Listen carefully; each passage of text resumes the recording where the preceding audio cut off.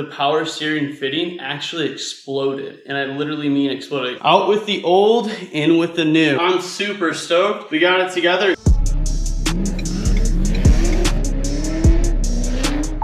Alrighty guys, we are back with the Mazda RX7 FC build, and today we're working on the power steering rack. Now, if you guys remember, this is a brand new reman rack. On the last time, what we did is we took these the inner tie rod ends off, and today we have an assortment of fittings in front of us. So I'm just gonna run you guys down with what we have. I'm actually gonna start with this guy. So this, you can see that we just welded, or I'll put that clip in here in just a second. This is from our Mini Cooper power steering pump. This is the high pressure line. So before, we had a -6 AN welded on that, and the -6 was almost dang near the same exact size, but in my opinion, I think it was a little too big because we were having a little bit of problems using the power steering rack at really low speeds, like 0 to 2, 3, 4, 5 miles an hour. After 5 miles an hour or so, it was absolutely fine. What I did is I actually decided to size it down a little.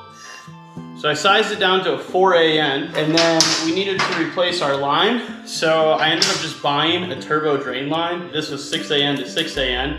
So we're gonna go from 4 to 6, and then we're gonna use stainless steel fittings. Before, I was using these aluminum fittings, which they did work. The problem is that the pressure rating on this is gonna be so high that I don't wanna have what happened to us last time, which was inside of the rack itself, the power steering fitting actually exploded. And I literally mean exploded, like chopped itself in half because it's aluminum. Since these are stainless steel and these are really nice fittings, we shouldn't have that issue at all.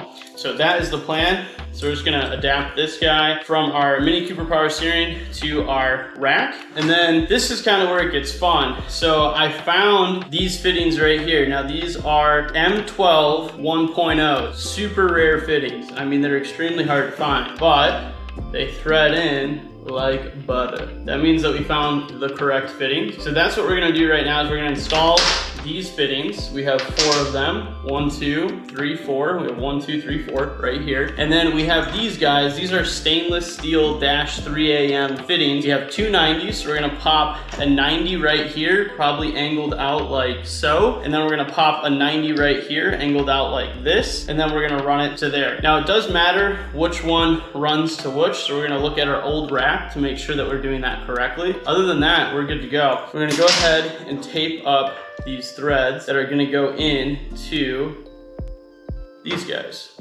A few moments later. All right guys, so we have our 4 pieces in here, and then what we're gonna do is we're just gonna start to get everything kind of set up. So this is gonna look something like that. That's our setup. So this is gonna run to there. So this is gonna be good to go. Now what we're gonna do is we're gonna make our other line now. Everything looks super good.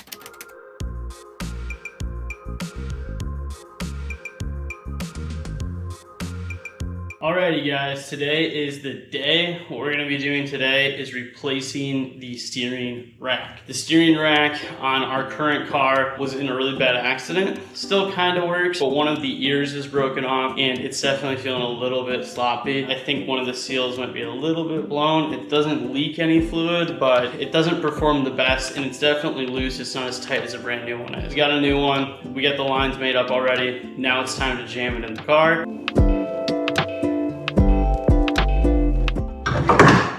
Yeah, very good. Slips right on out of there. So out with the old, in with the new. Brand new steering rack is in place and looking really good.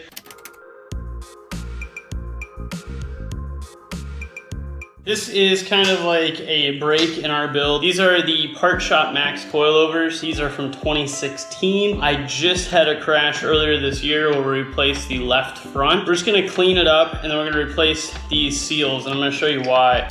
And this guy can come off, and you can see this. This is like a little like boot. Now this deal is just disgusting. It's cracked. The bottom one was completely off the car. It was already broken. So this is just a good time for us to clean up.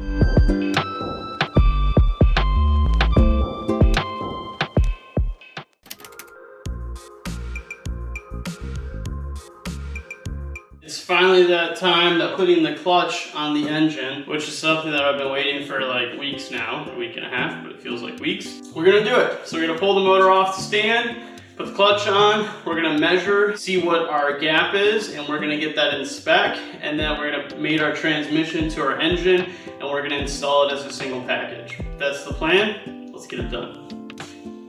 Alrighty guys, there you have it. We have our transmission bolted up to our engine. Super exciting. This thing is gonna be ready to get slapped into the car. We're in neutral. Let's see if we can shift really quick. 1, 2, 3, 2, 1, neutral. That feels good, it looks good. I'm super stoked. We got it together. It came together pretty easily actually. Once we got the splines lined up, we were able to use the bolts just to get at that last 1/4 inch or whatever that was, a couple mils. I'm happy that it's all together. Tomorrow, we're gonna go ahead and install it in the car, getting the engine mounts in, getting the trans mounts in, getting the shifter figured out where that's gonna sit. All of that I'm super stoked about. I'm glad we're making progress. I'm glad we're moving forward and we are getting there. This thing is one step closer to ripping down the road. If you guys have some tips to help me out in the future, comment below. That would be very helpful. Anything that you see that I did wrong, I'd love to hear about that so maybe we can correct that and make it better. Anyway, take care. Till next time, peace.